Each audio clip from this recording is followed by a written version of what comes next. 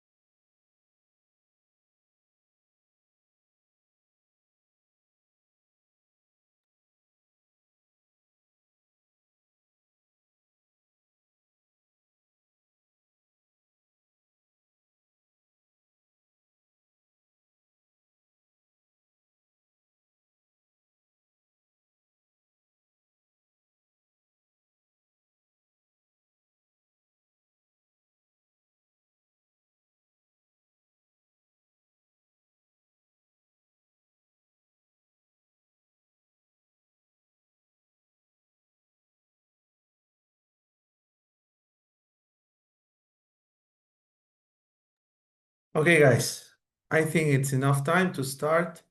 We had this tolerance of 10 minutes for the ones who haven't connected yet. Remember some of your names from the last session, and there are some new names. So with the pass of the time, I think and I suppose we are going to get to know each other, everybody. Okay. So I'm going to share part of this presentation that we had the last class. Okay. And just to make things short, I'm going to share the presentation in the chat box here in the PDF format. I'm going to upload it in the platform as well. So there you have the session, the first session. Okay. And what we are going to do is just to revise so that we can activate prior knowledge, okay, before we start this session. So the last class we discussed about fundamentos de la didáctica para la jornada escolar completa del área de inglés. That is the first module. We discussed about the first topic, that is fundamentos del enfoque comunicativo y el modelo GEC in this first week, okay? And we discussed, that was an activity just to get to know each other, the aims of the session related to explaining the principles of the communicative approach. We discussed about the communicative approach, relate those principles to the HEC educational model, how we can adapt those principles to the HEC model, and apply the four communicative processes, which are comprehension, production, interaction, and mediation to lesson design. So the objective of the previous class or the previous session was how we can adapt these specific principles in the HEC model that we have nowadays. But in the last session, we did not manage to complete all the session because of time reasons, because it was the first day, because many people connected probably after time, and because we had the first introduction from the organizers, right? But today we're going to continue specifically with that hands-on presentation and we can say design of a lesson or activity little by little so that you can work in groups. So here, then, when we talk about jornada escolar completa, we gave some details, some specifications about expanding the learning time, about the student-centered planning, competency development, and talking about authentic tasks that can be meaningful for the students, and the aims for holistic formation, that we talk not only academically, but also personally and socially development, right? Developing socially. Then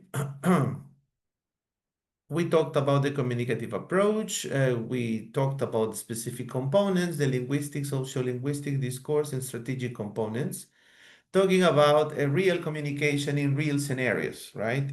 Isolated from grammatical drills, as we discussed the previous class. Sometimes many classes are specified on good afternoon and good afternoon on tasks that are only grammar related. And here, what we wanted to do is to make the communicative approach in the classroom one of the tools that can make learning meaningful and purposeful. That's what we discussed. Okay. And then we did we answered the question, right, about which of these competencies do your students demonstrate best and which is the most challenging. Some people said pronunciation, producing, right, and the learning of vocabulary sometimes. That's what you discussed. Then, just recapping, the pedagogical process in communication, we discussed about the four processes, the four key processes that were comprehension, production, interaction, and mediation. So these four key processes need to be present in the classroom, in the EFL classroom. Comprehension related to understanding spoken and written text. We talked about we have productive skills and we have receptive skills. The comprehension is related to um, uh, receptive skills. In this case, would be listening and reading. Production, expressing ideas clearly and coherently. That they have to deal with the productive skills that are speaking and writing.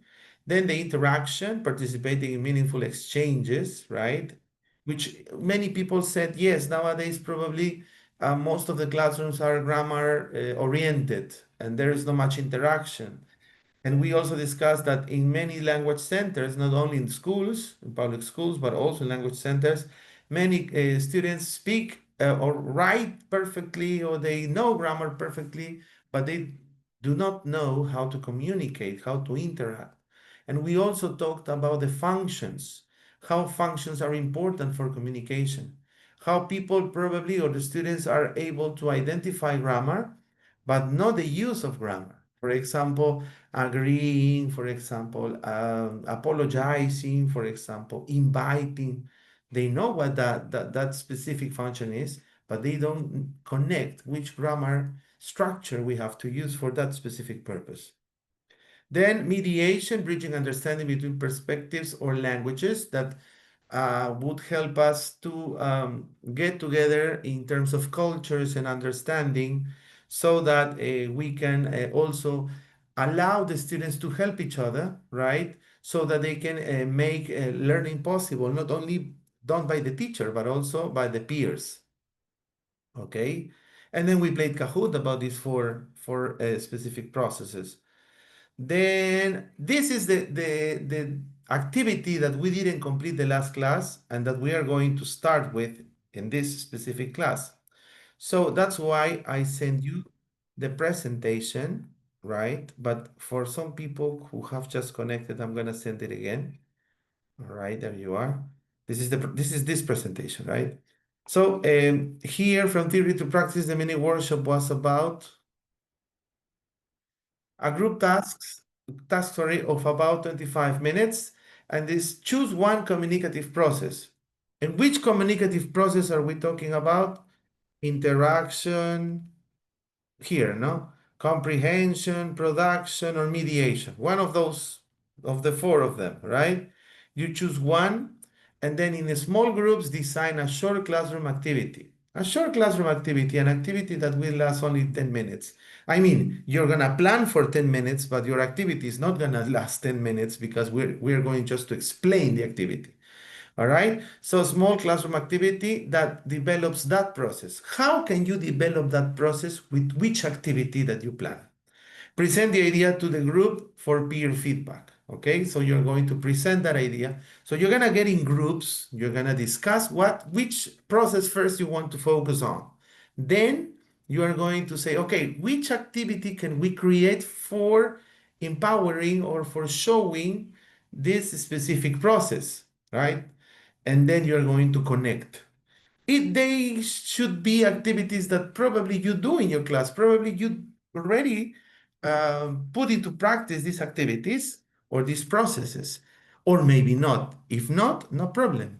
What activity can you think of or you think about that it's possible that it's, I mean, done by that, right?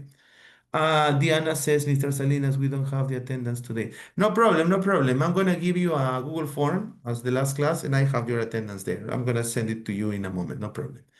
And yeah, Joanna says, excuse me, sir, can you share the assistance, the attendance, please? Yeah, no problem. I'm going to do it in a moment. No problem. Um, then, sorry. The examples can be, for example, interaction. It can be a role play resolving a school problem, but you have to detail what school problem. For example, let's say that contamination is a global problem. So a role play about how we can improve contamination by creating a conversation between a school principal and the mayor of a school, or maybe the teachers, or some specific students who have a committee in the school, etc. You have to detail. Or, for example, you want to improve comprehension, listening to a podcast and summarizing the message. Probably that is one of the activities that you want to outline, okay? But as teachers, you understand better because you know that for planning, you have to specify the steps of the activity that you want to say. Natalie, you raise your hand. Yeah, good afternoon, teacher. I have a question about, can you give us some examples about mediation? Because this process is not clear so for me. Okay, okay. When we talked about here, sorry, I'm gonna go back. Mediation is usually when learning is done not only by the teacher, but when you have peer assistance, for example. For example, a mediation can be when a student doesn't understand a specific topic and the other is helping him. Or when a student tries to communicate in a specific manner and the other student tries to help that student in order to make himself or herself understood. That would be an example. Okay? And no problem. If you Okay, were thank not you. present in the last class, you can freely ask. I will be happy to help you. Okay, so having said that, now I'm going to create the groups. All right, you're gonna be taken in groups. I'm gonna be going from one group to the other, just listening, and then I'm gonna give you your feedback in general. Okay, so here we have how many people? We have 3 minus 15. We're gonna write 5 groups of 3 approx. Okay, so Luis Alberto, Natalie, Rocio. Okay. Um, so, Diana, Marlene, Rocío, Lili, Paulo. Okay. Okay. I'm going to include some people here. Just give me a minute. Um, Luis Alberto, Natalia Rocío, Alicia Ann, Gabo, Carmen, Joana, Miriam, Diana, Glady, Rocío, Diana, Iván, Marlene. Okay. Okay, I think that's it. Just let me check.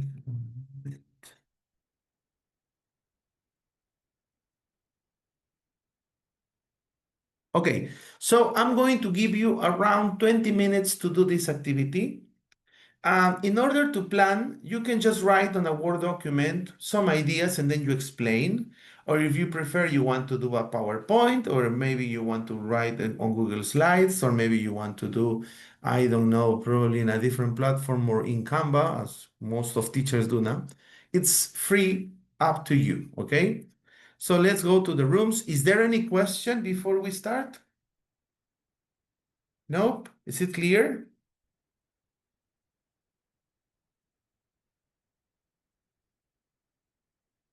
Okay, I think so because nobody says that doesn't understand. So let's go to the groups and I will see you when I go group by group. Let's go. Please accept the invitations to the group. Okay.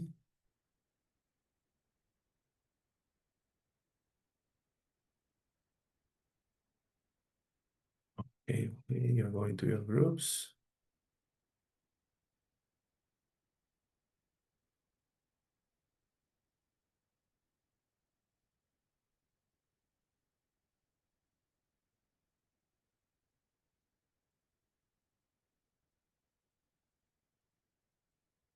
Okay, please accept the invitations.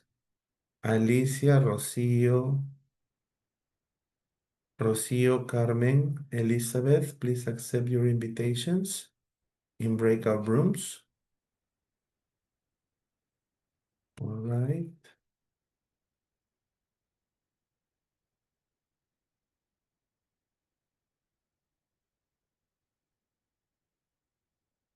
Rocío and Carmen, please accept the invitation.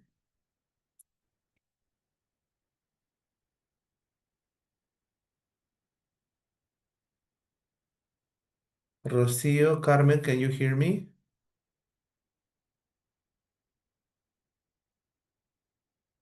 Carmen, can you hear me?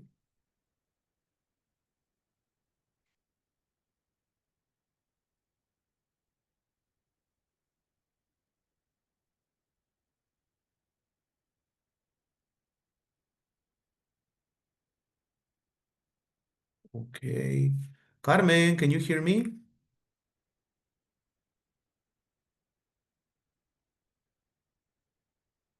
Carmen?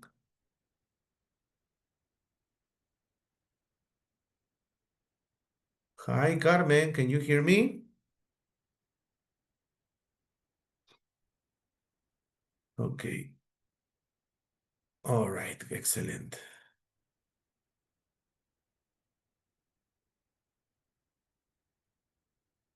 One, two, three, 1, 2, 3.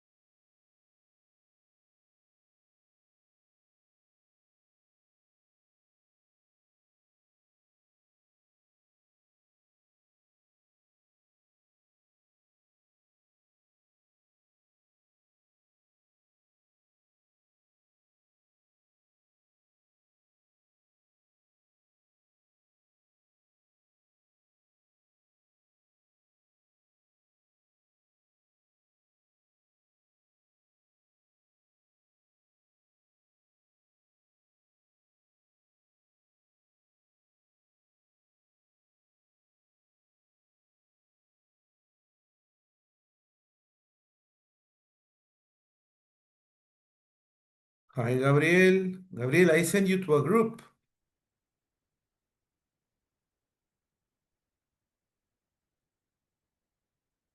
Gabriel? Good afternoon, teacher. I have just arrived at home. I Yeah, no am on problem, my no problem. I computer. Yes, but understand. I was working by my cell phone with the room number 2, but I had problems of connection. I am out of that group, so in this moment right now, I think I belong to a new group, but I am lost. Okay, I'm sending you to group number 2, where you were. Okay, thank you very much. Okay, accept the invitation, please.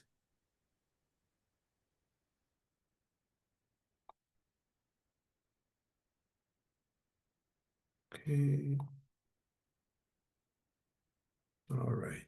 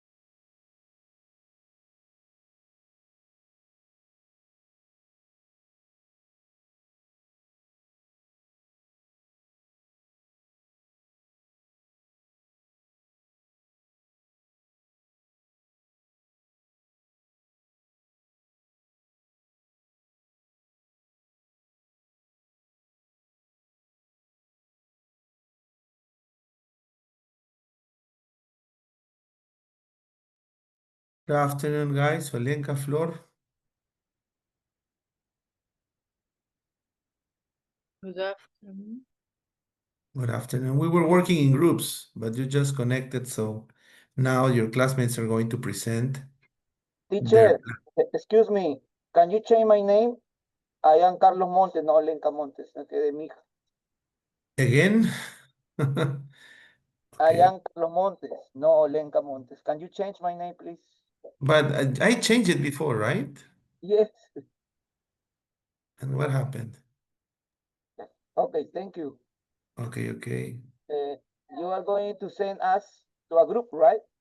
No, we finished the work with groups. Now we're gonna listen to the presentations and then we continue. Okay, most of the people are here. Okay. We're gonna see the Teacher, and the schedule is presentations. always 5 to 7, or it's going to change? 5 to 7, 5 to 7. Always. Yes. Okay. Okay, guys, I have seen some interesting work. Some of you were working in groups. In some cases, it's difficult, as Miriam told me in her group, it's difficult to work because you say, hello, hi, are you there? Yes. Is somebody there? Somebody out there? And nobody responds. And it's what Miriam says, I prefer to work with my camera on because otherwise some people don't answer. Probably they are eating, probably they are doing other activities, I don't know. Or probably they are giving classes, and somebody told me, teacher, I'm giving classes. Yeah, I understand, but try to be present, try to be there, not only because it's your picture, but also because you're participating. And some people were working well because I saw some interesting ideas, some interesting activities. And not everybody connected on time, so some of you did not participate because of connection problems and because you had something else to do, delays, etc. We're gonna listen to the groups that have worked, okay? Teacher, or maybe some problem with the schedule because we have a little confusion yesterday with some messages in by WhatsApp. No, some colleagues thought that the schedule was from 19 p.m. to 21 p.m. I think, no, to in this hour. Yes, teacher, it was my case. I thought that it was from 7 to 9 and I confused. I saw just a few minutes and I realized that it started to 5 p.m. Okay, I understand. I understand. Yeah, Yeah, teacher. Okay. it was a little bit confusing because at the same time as you were confused, they sent me a message and they told me the classes are from 7 to 9. And I said, I'm sorry, but I can't from 7 to 9 because they initially told me from 5 to 7. And I moved my schedule so that I have classes from 5 to 7. But in the end, the good thing is that we have a different link. That is something I think better because we depend on ourselves. In the other case, they are in a group, I mean, and they go to rooms, right? Here we can have rooms whenever we want to in order to work collaboratively. So yes, the classes are gonna continue from 5 to 7, okay? Okay, having said that, we're gonna see the first presentations. We're gonna start with a group of Elizabeth, Luis Alberto, Natalie, and Rocio. Can you please present?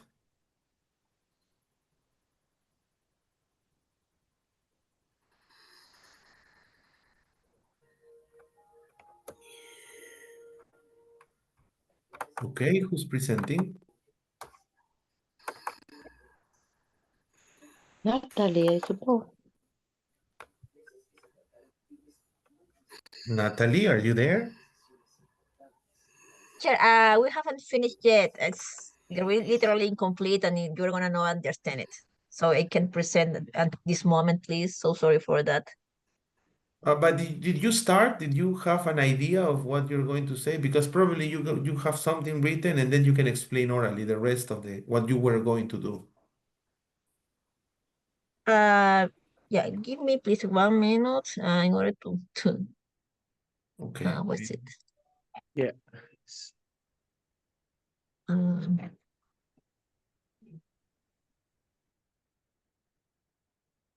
mm, mm, mm, mm, mm.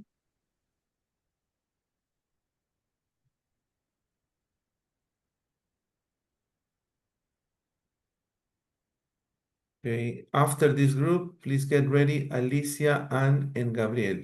They are in group 2.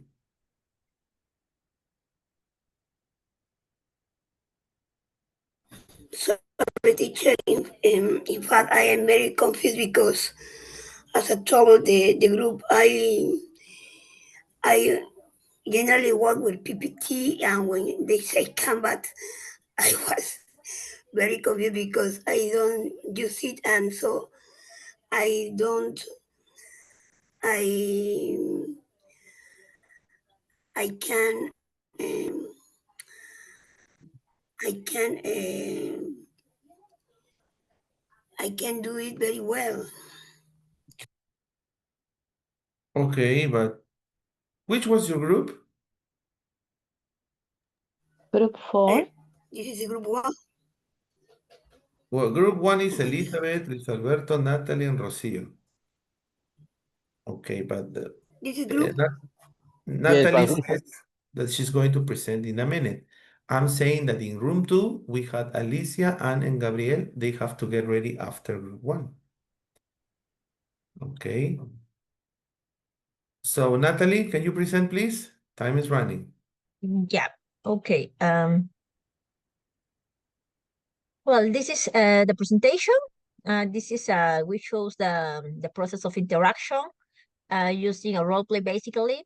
And this class, the idea is a continue from a previous one in which one the students wrote their script. So during this class only they have to perform. So the title was dramatizing our role play scripts to celebrate Callao's identity and promote participation, according to the Callao's anniversary. And the purpose for that lesson was students are going to practice and perform the role play scripts about Callao's anniversary to celebrate the local identity and develop the speaking skills using was and were orally. And basically the criteria to assess the students was this, no? I'm gonna write in Spanish because we don't have enough time, but basically they have to speak fluently and clear pronunciation, expressing historical facts of Callao and using the verb to be was were. Because this is the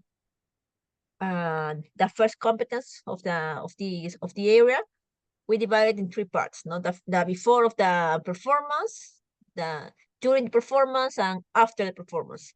Before the performance, we haven't completed yet, but the idea was that the teacher was to show some vocabulary related to the, I mean, to the topic, to the tourist places, or maybe historical events of Callao important that they are important for tourist guide, in order that they can use it on the second part, that is during the performance, in which one the groups have to perform, in fact, the role play in front of the class, and the teacher asks for the groups that, basically for that group that are sitting as a public, they have to pay attention to the performance because they have to ask or to participate with giving some principal ideas to their classmates that are in front of the class. And finally, after each presentation, the teacher give basically a short feedback, no? A short feedback about the use of the English that they use. Basically this, and the last part, after the performance, was related to clarify the idea and how these kind of activities increase their identity as a community, as being part of the community of Callao. That was the idea of this activity. Okay, thank you. So I think that the process is correct because it's very detailed, no? Each activity that you are including and the parts, the stages that are mentioned there. Something I didn't understand well was that it was in Spanish, but the beginning was in English, no? But the idea is good because you are working on a key process that is part of what is the objective of this activity. Thank you very much. Thank you very much. I fully understood what you wanted us to do there. And it's Thank you. good to connect the identity from Callao with the activities that you are relating. Because in the past, we used to focus on the grammar and then the purpose. Here, the communicative part has to focus on what the purpose is, and then the grammar comes. Very good. Thank you. Thank you to the group. Now, the group of Alicia, Anne, and Gabriel, please. Yes, teacher, I'm going, good afternoon. I'm going to show my screen, yes? Okay, please. The theme.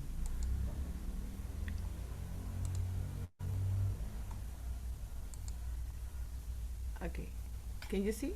Yes? Yes. So, well, the group, we choose to stop bullying and have a good coexistence in our school, yes? The purpose is interact, to get conscious, to have a good coexistence in the school. And well, indeed, we always, when we do our lesson, or we start the class, we make the motivation questions, or the cognitive question to students, and we think, no? We ask, do you think bullying is happening in a school nowadays? Yes, and after that, well, we show probably the vocabularies, and after that, we present the activity to the class. And for example, we have here a picture, yes, and students interact, no? How these boys and girls are arguing, no? And after that, with this little picture, they get conscious, how bullying affect the the situation, how bullying affect the school coexistence. Yes. So after that, we say the students, yes, that they are going to make an interaction, the role play, yes, and the title, yes, in this case it can be bullying situation at school, yes, and the characters, yes, like vocabulary is aggressor, victim, bystander, teacher, no? And as is here, no, students have to make a conversation including the vocabulary. So in class, no, choosing different type of bullying like physical, verbal, social, or cyber, no? And students have to always make a resolution, yes? Because always when it exists a bullying, there must be a resolution, because when exists a conflict, students have to have a resolution, that it can be an adult, it can be a teacher, tutor, or the principal, indeed. Yeah? So we as a group were discussing this theme, and this was we choose, no, interaction as role play, as a means of communication for this theme. Yes. All right, Dan, thank you very much. I like the fact that you are specifically tackling a topic that it's very common in schools nowadays, no, that is bullying. So that's something good because probably there you have three objectives. The first one is to teach English, no, and to focus on the grammar, on the structures, on the form, on the features, etc. Work on vocabulary as well. The second one is to make it communicative and meaningful, right? Because you're making it communicative because they are talking about a situation that is common nowadays in schools, unfortunately. And the third one is that you're raising awareness, right? That could be an excellent idea for a citizenship class, for example. You're raising awareness. And in this case, you are talking about something that is a problem that happens in many schools nowadays, no matter if it is a public or a private school. And what you are doing there is that you're using the language as a vehicle, right, to to generate and to raise awareness on the students in this case. And even if you can do it in other areas rather than not only English, and combine, for example, this part, the ideas that you have with a person who, I mean, with a teacher from another area, for example, citizenship, and you can evaluate the students with different rubrics, for example, but with the same project, that would be perfect. Yes. Very good. Very good to the group. Thank you Okay, very thank you. much. Thank you, teacher. Thank you. Thank you. You see, there are many interesting ideas, many. Now we're going to continue with room number 3. That's Carmen, Joanna, Miriam. I am going to present, teacher. Thank you.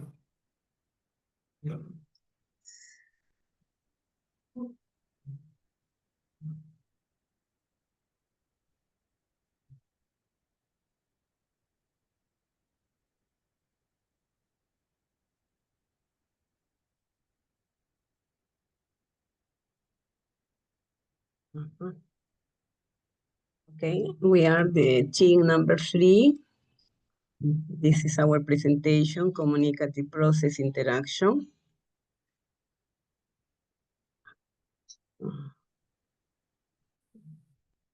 Okay. The pedagogical process in communication, no? That you tell us. Okay.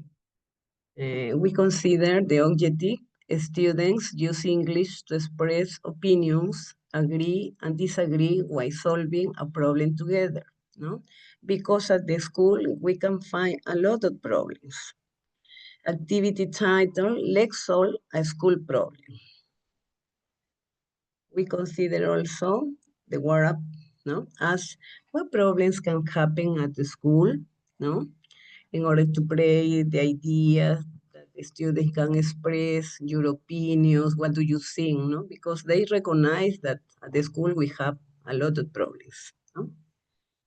And phone, bullying, lack of respect, no? Write their ideas on the board. But before to begin the class also, I like to use also motivation, no? This song I like it so much, and this video a lot of, because the letter of the song is very beautiful, no? When we all give the power, we all give the best, no? And the guys at the school like so much the football. That also is very dynamic. Also, the song is very contagious. Wake up and many things with this song. After that, in the text, for example, no, I suppose that is the students can work in group, no.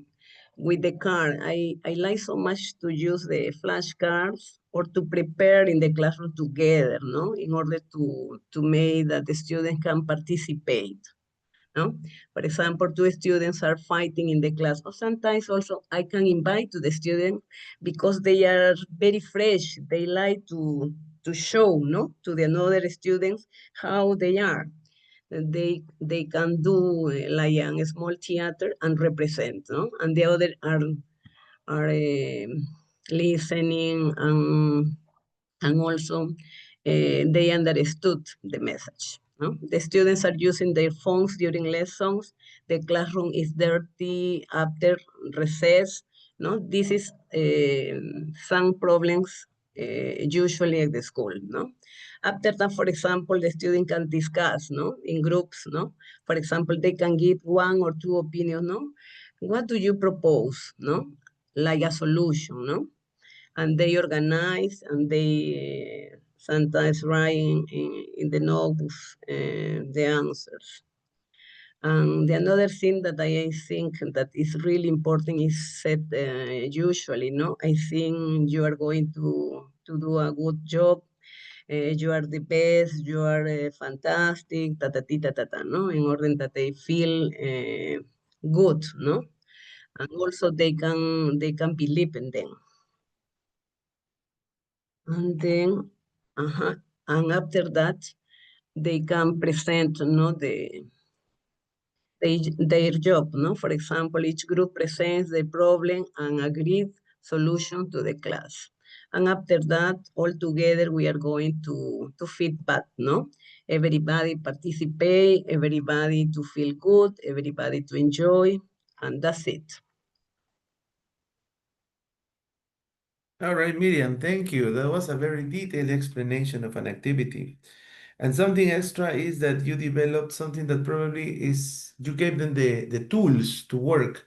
Those expressions that you presented, know how to use the language for specific purposes, is something that sometimes students don't remember or they don't know, right? Because as teachers, sometimes we tend to focus on grammar and not tell them the function. This is the language that you use for negotiation. This is the language that you use to agree or disagree. This is the language that you use to apologize. This is the language that you use to suggest something. So that's important. That is very functional. Okay, thank you. Very good to the group. Thank you very much. And now the last group, room number 5, Ivan, Marlene, and Wilber.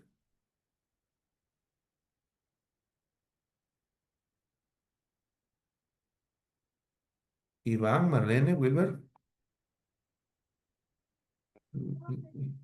Okay. Well, Marlene, Ivan, who will present?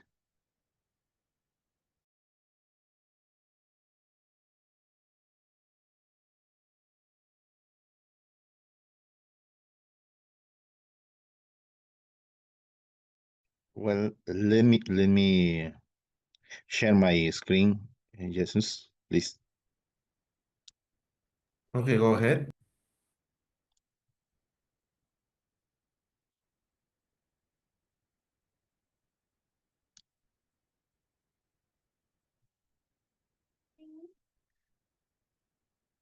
Ivan, are you there? Ivan? Well, Ivan create this tool, this page. So let me explain. We choose the production process, speaking, and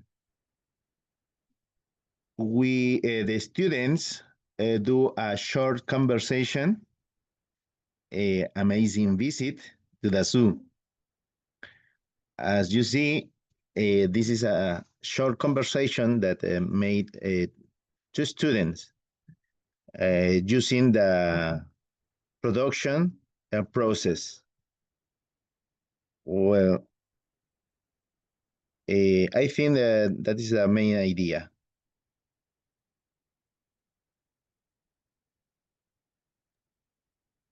All right, so it's a short conversation, amazing business, second grade. Okay, like this. Okay, you didn't have to create a conversation, but yes, you had to mention, right? What was the specific input that you were going to do. But okay, it's valid because here you're working on interaction as well. Production, right? Because you're going to create a conversation. Thank you. Thank you, guys. Thank you for your participation. Okay, thanks. Okay, so that was the pending activity that we had the last class. So now we're gonna focus on the second session, right? And I'm going to give you the session as well in the chat box so that you have an idea what it is going to be about. Okay, there you are. So let me share my screen. There we go. Okay. Okay. Can you see my screen? Yes. Yes. Yes. Okay, excellent. So this is session number 2. We're going to continue working on the first module that is Fundamentos de la Didáctica, para la jornada escolar completa del área de inglés. And we are going to work on the next stage. What is the next part? The next part is, well, same unit, Fundamentos del enfoque comunicativo del modelo HEC. And we are going to work on the communicative competence. Now the communicative competence and task-based language teaching, right, for HEC schools. Probably you are very familiarized. First of all, with the communicative competence, I'm sure that you are all familiarized. And probably you are also familiarized with what is the task-based language teaching in the classroom, okay, specifically for HEC schools. That's what we're going to focus on today. All right, so let's get started. The aims of this session are to understand the components of communicative competence, and they are the linguistic, sociolinguistic, discourse, and strategic, right? Use the CEFR can do statements to guide learning in third and fifth of secondary, right? So just to give an example between third and fifth of secondary, because the can-do statements are the ones that are given by the Common European Framework of Reference.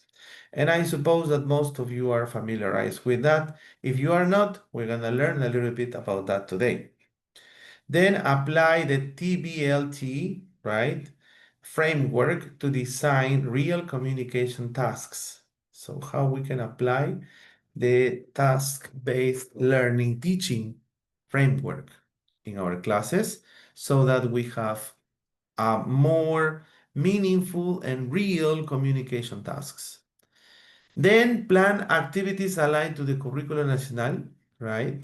Comunicación, right? In the case, not comunicación as the area, but the communicative part, right? In this case, the communicative competence.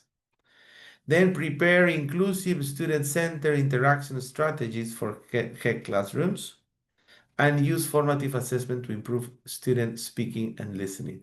Probably we're not going to reach to the last ones because the formative assessment is a very large topic, which I know that you're familiarized with because that's the way now that Ministerio de Educación works in terms of assessment, no?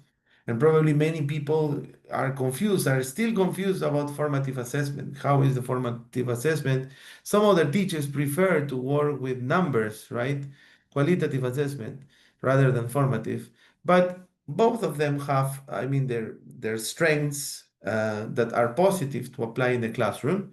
And we're going to see how we can cope with that in this session. So first of all, what is communicative competence? Who can give me an idea of what communicative competence is? Anybody? Brainstorm. Marlene, please.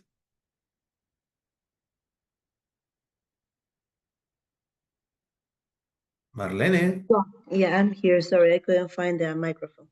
Well, I understand that community competence applies the exercises about listening and speaking. Okay, listening and speaking are involved in the communicative competence. Good, good, thank you. Any other person?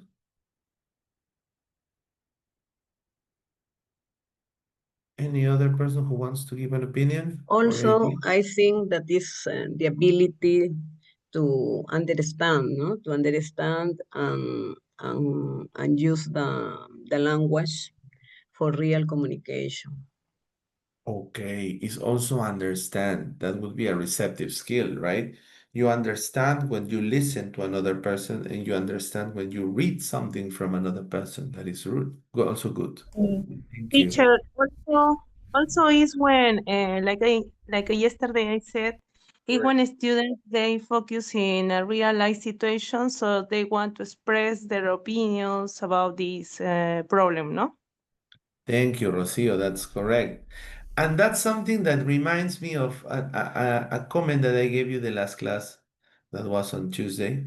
Some people believe, they think that when you communicate, when you want to talk to another person or to communicate in general, maybe by texts, maybe by speaking, accuracy is more important than the communication itself. And that's why our students are afraid of participating in class. Maybe they want to participate on the board, to write a word, to complete a vocabulary drill, no.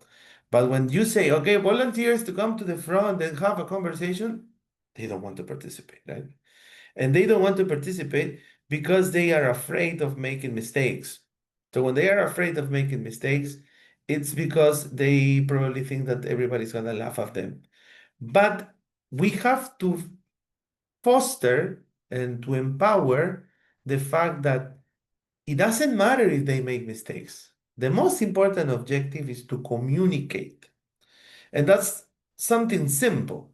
For example, if you're teaching in primary or in the first of secondary, second of secondary, and you have a student who wants to go to the toilet, right? You say, okay, remember these useful expressions. May I go to the toilet? In British English, they say, may I go to the loo, right? May I go to the toilet? May I go to the bathroom, etc., etc., etc. And you have a student who probably has difficulty in communicating, but at least he comes to you and say, teacher, toilet? So you can say, of course, you can go. Why? Because in this case, it is more important, right? Magic word says Rocio, yes. It is more important to communicate rather than to be correct, to be accurate. If a student says, teacher, go toilet, you can say, yes, go to the toilet, no problem. In that case, if you want to correct the student, you can use a strategy that is called recasting. Recasting means that you are going to paraphrase what the student said in a correct way so that he gets the input that what he said was not right, but he communicated with you. So just the fact that they communicate with the teacher and that they can make themselves understood, it's something really good because they will notice that they are able to communicate, right? As I say to my students, sometimes you speak like Tarzan used to speak when he was in the jungle, no? Me, Tarzan, me, eat now, hungry now, for example, no? So that's the way he spoke, but he communicated. So little by little, they are going to improve, they are going to brush up on their competence, communicative competence, and they are going to do that little by little. If your students don't speak English, because that also happens in your classroom, and they say, teacher, ¿ya puedes quiero ir al baño? Right? Because that happens, right? You have to do also the recasting. And you say, Manuel, oh, you want to go to the toilet. Okay, you can go. You repeat that 3, 4 times, and the next time Manuel is gonna come and say, teacher, toilet? Teacher, may toilet? Teacher, may I go to the toilet? So that's the recasting work that you can do with your students. There are some teachers who are very strict and they say, I'm sorry, I don't understand Spanish. No, don't do that because specifically in primary, you can do that because probably you can have an accident in your class if you do that because they will be afraid of you. But the idea is to try to foster communication rather than accuracy. Gabriel, you wanted to say something. That is a primitive speaking. Yeah, it's primitive, but that's the reality Yes, sometimes that's because right. our students don't have the basis of foundations of English and they come from different contexts in which probably they were never taught English. So we have to be understanding with them, but we need to foster communication. That is my point. Foster communication, Correct. not accuracy, not accuracy. It's a process, no?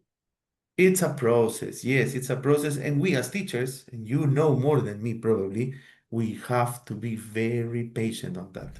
That's Teacher, our vocation, right? teacher. So The meeting point is the toilet. Yes, please. so in this way, students talk in a free way. Yes, English they talk in a free way. Yes, you are right. Because if they make mistakes, okay, what do you prefer? A student who never makes mistakes because he never speaks, or a student who makes probably many mistakes, but he communicates, Yes, a right? communication in a free way. Yes.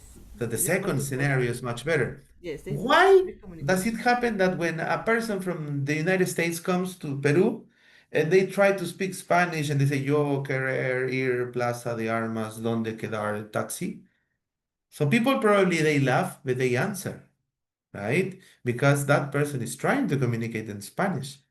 But we as Peruvians, when the students speak like that, or mainly the classmates, they laugh, right? So the idea is foster communication rather than accuracy. Accuracy is a slow process that happens little by little.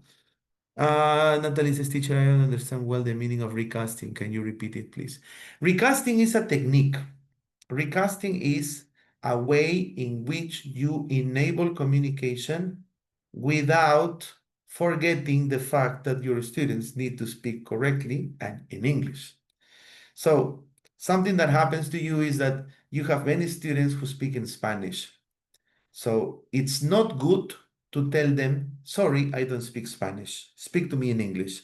Obviously, unless you are in a high level and you know that the student speaks in English, but he doesn't want to. In that case, it's acceptable. But if it is a beginner, he's trying to learn the language, he's trying to do his or her best, you have to recast. And I'm going to give you the same example.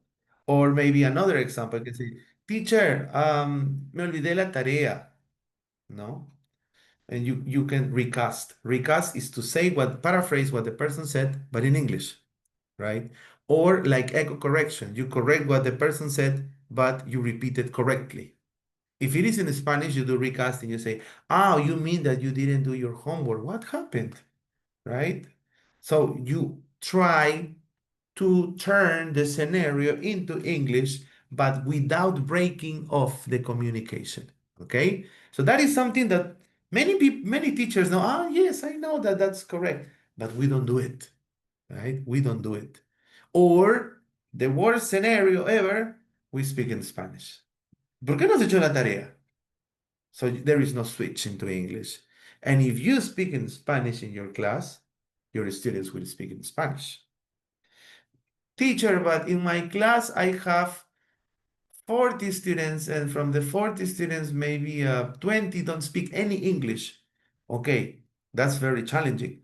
But you have body language, you have recasting, you have useful expressions, you have commands, because they can start with commands.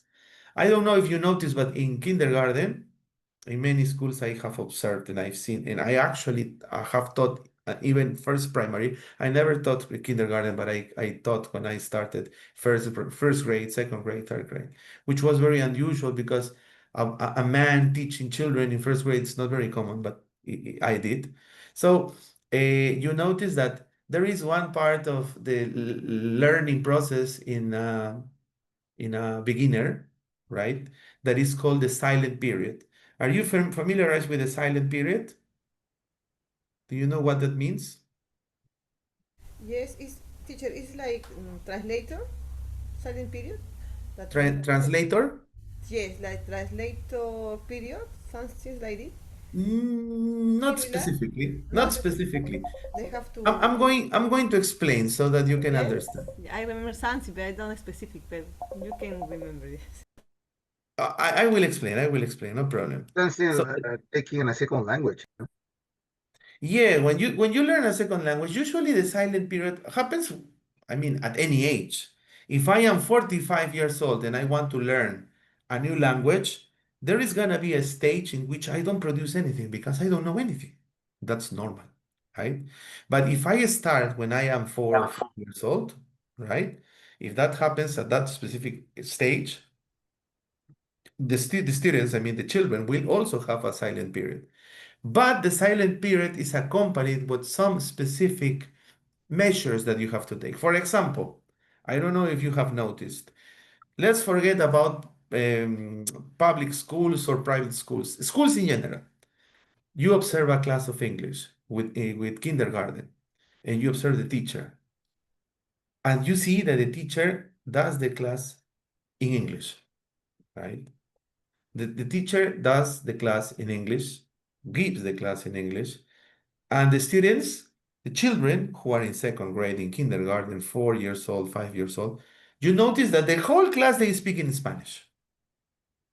They are talking, they are playing, they are painting, they are drawing, they are cutting, but they are speaking in Spanish, right? And you say, this is the worst class of English ever because the children are speaking in Spanish. No, they are in the silent period.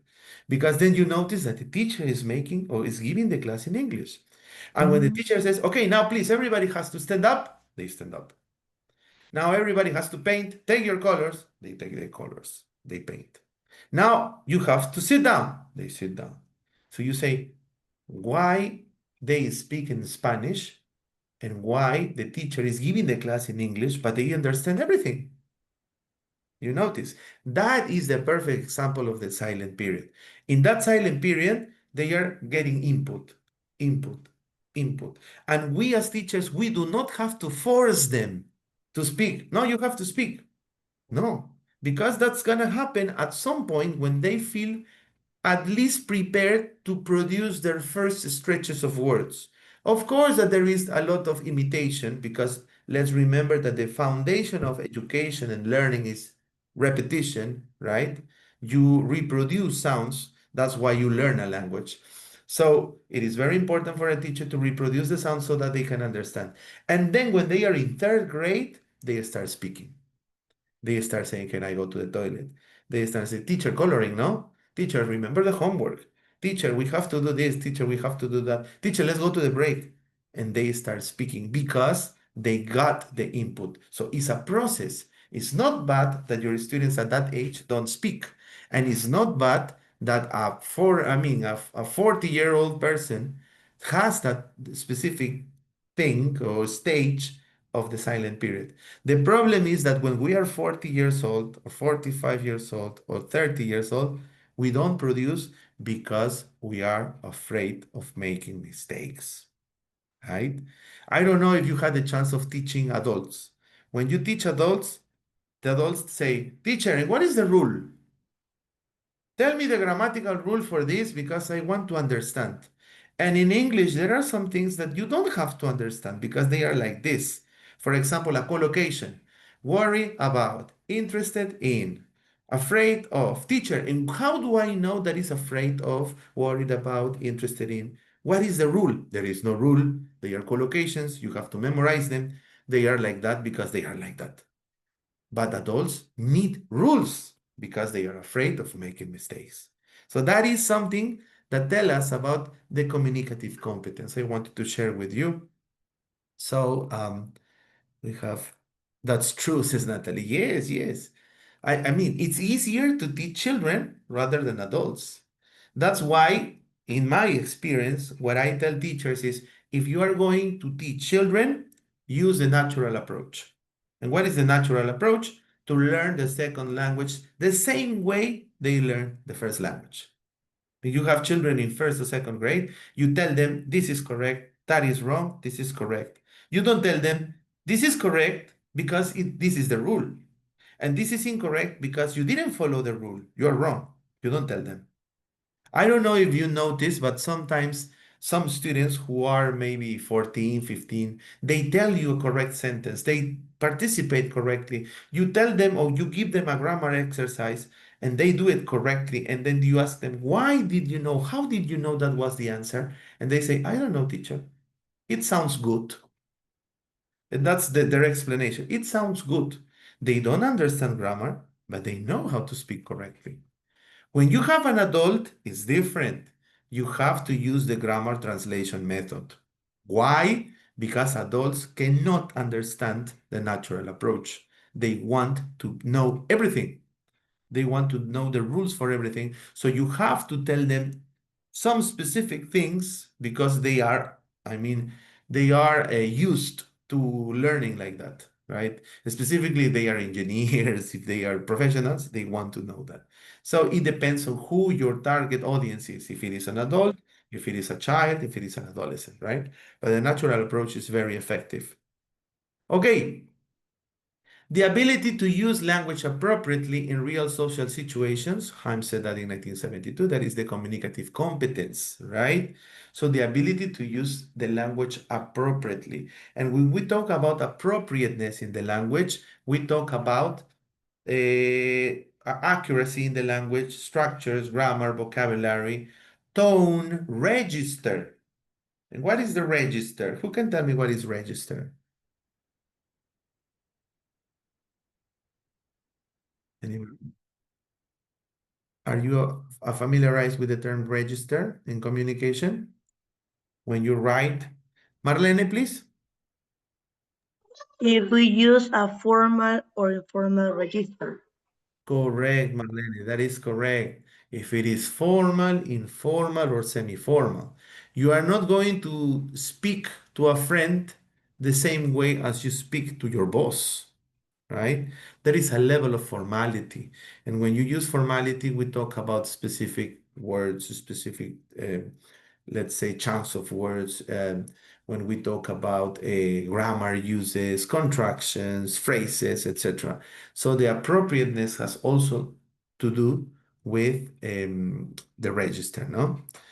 Okay, now we have the dimensions, the linguistic, social linguistic, the discourse, and the strategic. So what students must do? For example, in linguistic, use grammar plus vocabulary to express ideas. And an example in Peru, I just wanted to mention, is, for example, using the past tense to narrate a tradition. So that would be the function, no? What do we use grammar and vocabulary? For example, to use the past tense to narrate a tradition. But what we have to try to avoid is to say this. Using the past tense, you have to narrate a tradition of Callao, of Puno, of Arequipa, etc. No. So we don't have to focus on the grammar. So narrate a tradition that you have observed in your hometown. That would be the instruction. We don't have to tell them the grammar because that is implicit, right? Social linguistic, adapt language to context, right? That had to do with the register. Using respectful language with teachers to be polite, right? So that would be the social linguistic dimension. Then the discourse dimension would be what students must do to connect ideas logically, right? Logically, because they are answering a specific input. Writing introduction, body, and conclusion, for example, in a letter, no? Or in an article, or in a story, or in a report, for example, no? And then strategic, what students must do, compensate when lacking language. And here it is important to tell the students that they have different resources in order to make themselves understood. Because in a speaking exam, for example, they have to describe a picture and they don't know certain words. Let's suppose that you have a ventilador and they don't know how to say ventilador. So that they are not going to say, I don't know how to say ventilador in English. No, they have to see other ways to communicate. For example, that specific electronic device that is used when it's very hot. Okay, it's acceptable. Or asking for clarification. Sorry, I didn't understand. Can you repeat that question again? Right? That is to compensate when you don't know the language, but you make yourself understood. Okay? All right. Then the CEFR can do. For the CEFR can do, are you familiarized with the can-dos from the Common European Framework of Reference? Anybody? No?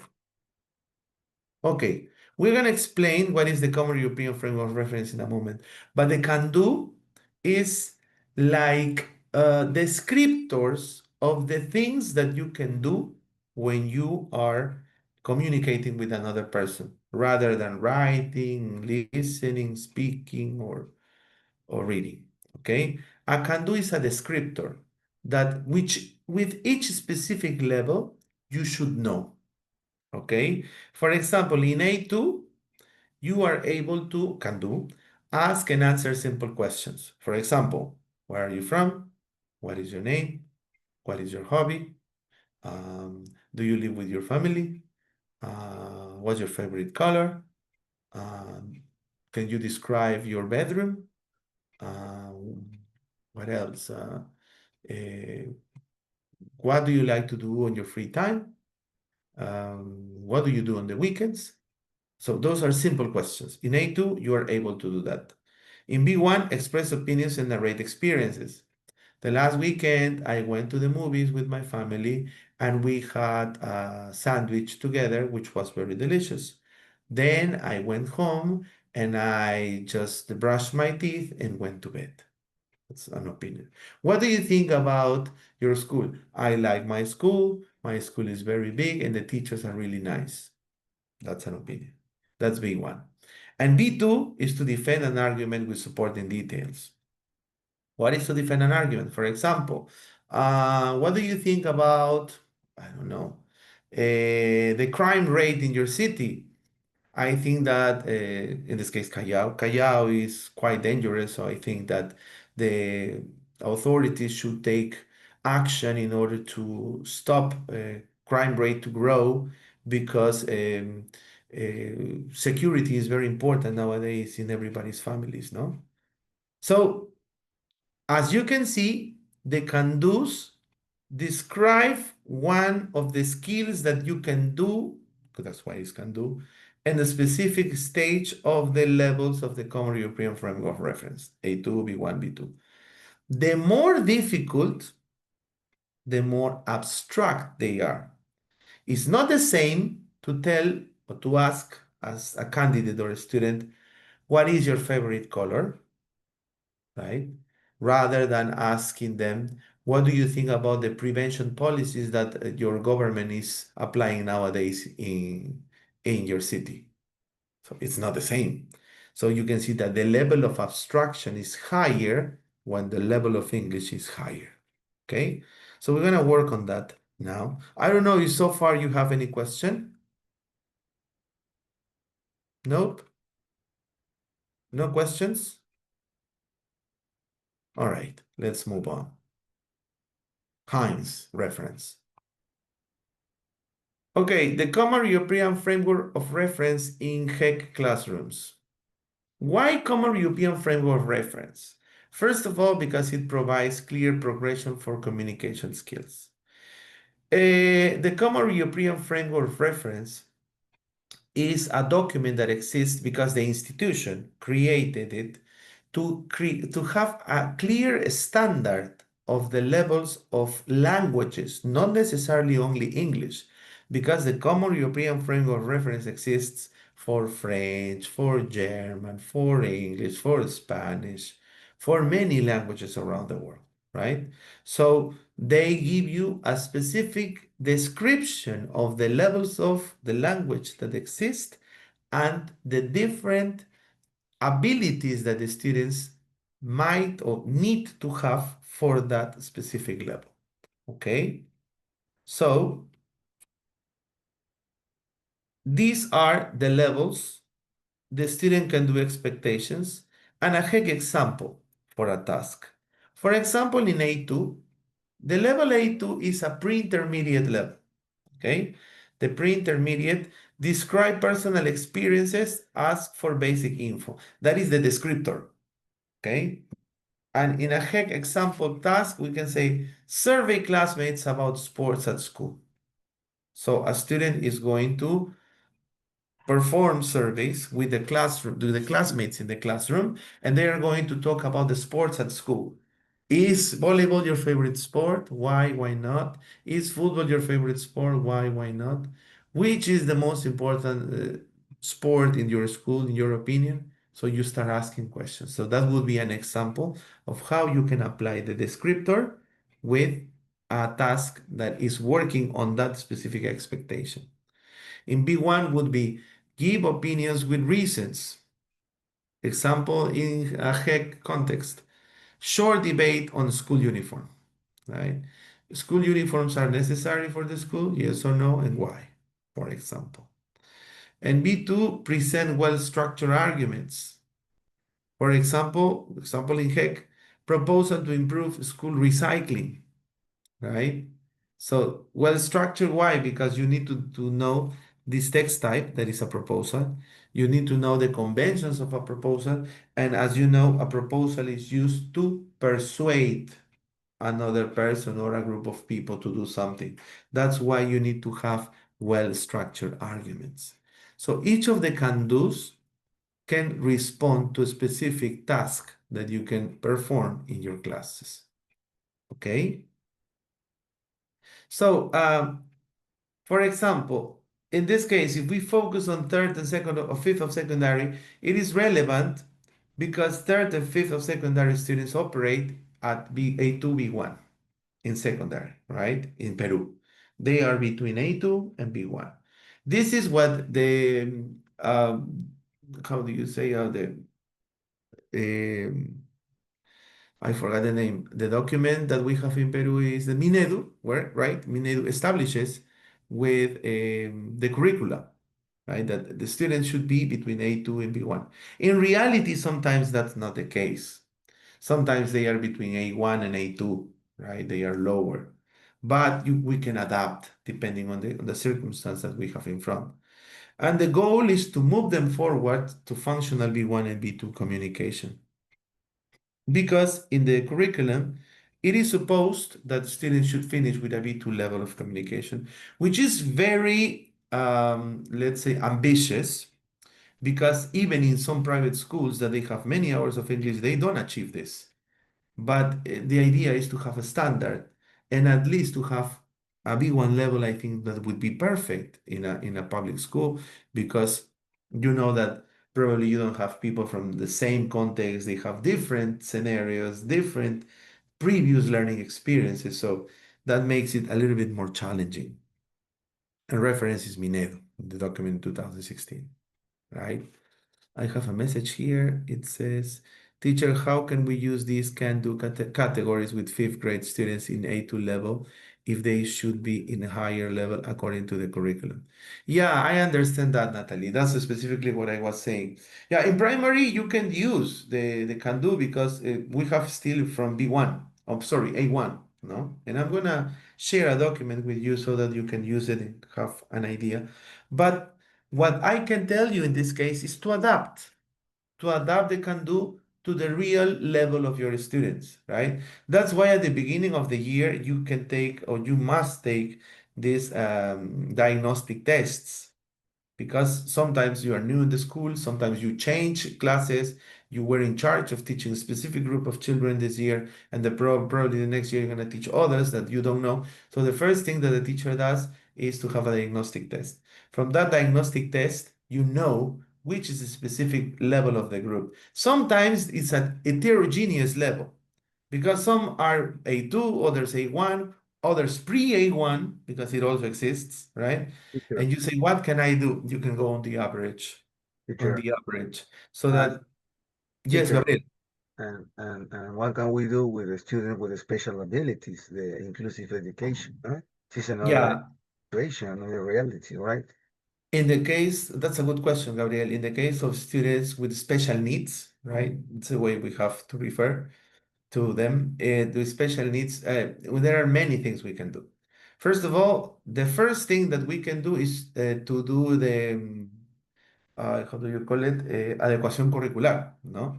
And when we have adecuación curricular, we have to give them tasks that are according to the level they have, because probably they have a specific situation, because they have needs that are different, because they have probably concentration problems, or because they have any physical impediment, or because the level of maybe of processing for them is different from the others. In that case, what you have to do is to adapt, right? And I mean, all teachers do it, not only in public schools, but in private ones. But as much as possible, try to respond to the need that this person, in this case, this student has.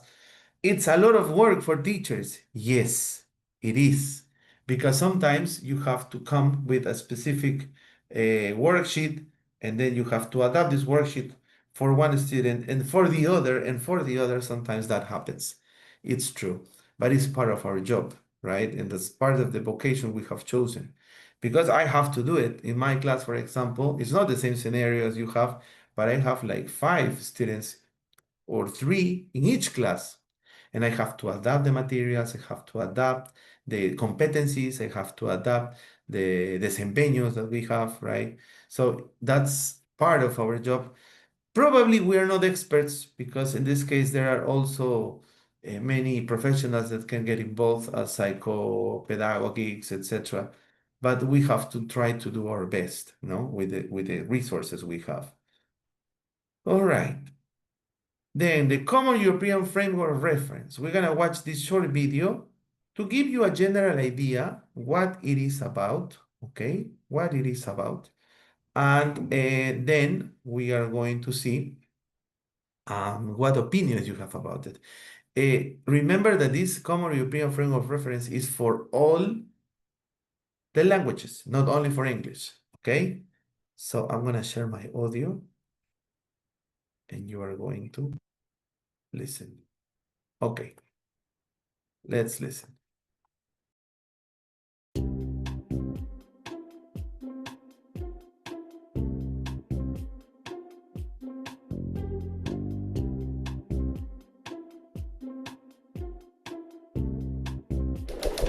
The Common European Framework of Reference for Languages, more commonly known as the CEFR, was developed by the Council of Europe to describe language learners' ability in European languages, including English.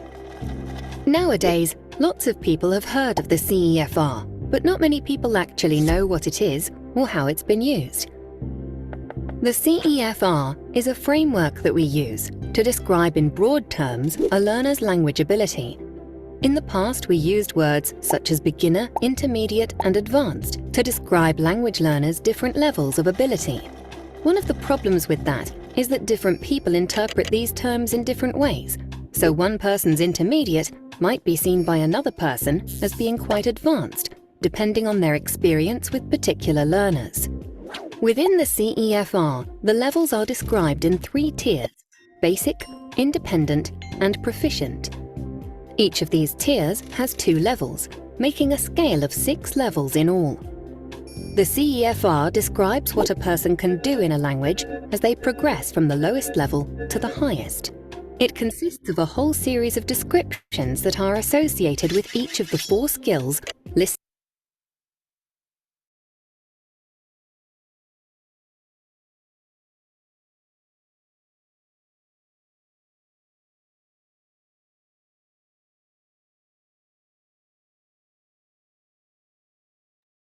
Listening, speaking, reading, and writing. These descriptions are called can-do statements, and they focus on the different things someone can do with a language. For example, the speaking descriptions present statements about a learner's overall speaking ability and refer to making public announcements, speeches or spoken statements, or interacting in conversation with other speakers. Let's take a closer look at the levels. If you're a complete beginner, you can't be placed on the CEFR scale. Some people call such learners A0 or pre-A1 or even tourist. But since these learners are likely to be quite different, with different interests and different ideas of what's important, this stage can't be described in any systematic or meaningful way. At level A1, a person can understand and use basic phrases relating to everyday life. They can do simple things like introducing themselves to people and can ask and answer questions about things, such as where they live or people they know. The next level is A2. By now, a learner can talk about familiar and routine matters, such as aspects of their background, immediate environment, and things that are immediately important to them, describing them in simple terms. By B1, a learner is becoming more independent and can understand the main points of things to do with work, school, or leisure if they're stated fairly clearly. They can deal with most general situations and can describe experiences, events, dreams, hopes, and ambitions. At level B2, learners should be able to understand the main ideas of difficult texts on all sorts of topics, including technical discussions in their specialist field. And they can talk fluently with native speakers without any pressure on either side. At the highest levels, a learner can be considered a proficient user of the language. At C1, they can use the language effectively for all social, academic, and professional purposes, while at C2, they can easily understand virtually everything they hear or read and can speak and write as well as anybody. Since the CEFR was published in 2001, it's become incredibly influential. It's been used for lots of different things, such as evaluating learners' language needs and developing learning materials, syllabuses and courses, developing continuous and self-assessment tools and tests and exams, developing teacher training programs, and describing government language policies. All major international tests claim a link between the scores they report and the CEFR, and so do all major textbooks, language syllabuses, and language programs. Its influence has spread outside of Europe to countries right across the world, so that now it is recognized internationally. The main value of the CEFR has been that it gives us a common language to describe proficiency levels.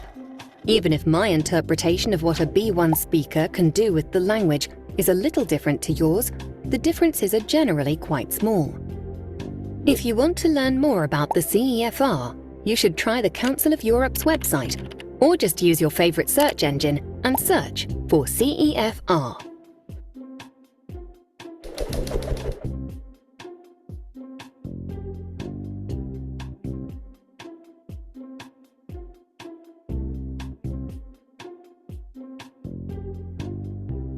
Okay, guys, an interesting video about what the CEFR is. So we have ran out of time, and I'm gonna give you, sorry, here. Just a minute. I'm gonna give you a link so that you can include your attendance, okay? Second. Oh, okay.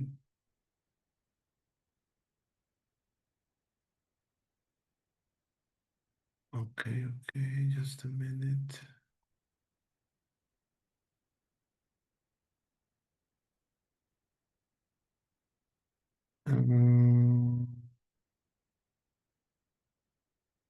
Okay.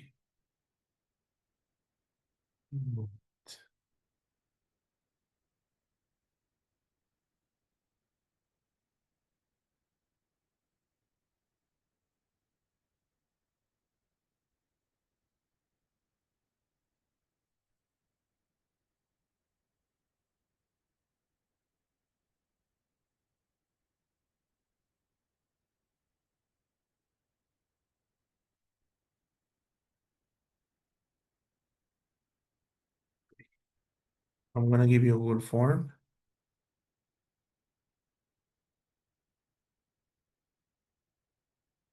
Okay.